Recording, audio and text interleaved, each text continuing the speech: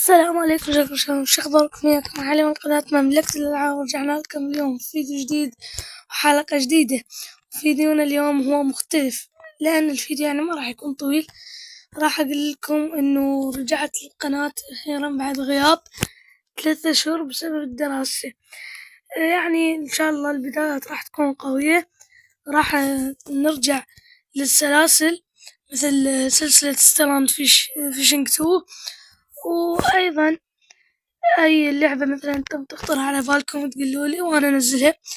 فيعني هذا الفيديو حبيت إنه أنزله دقيقة، يعني طوله أو أقل أكثر ما أدري والله.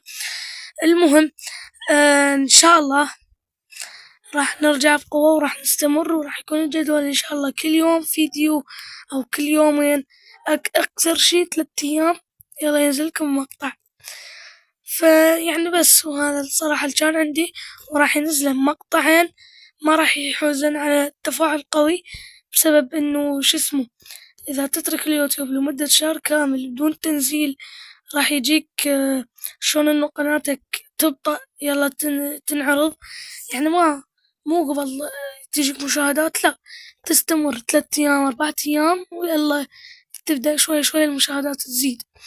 المهم فأحب أشكركم على 60 مشترك وعلى 1600 مشاهدة على المقطع ذاك مال شلون تدخل ويا صاحبك بدومينيشن.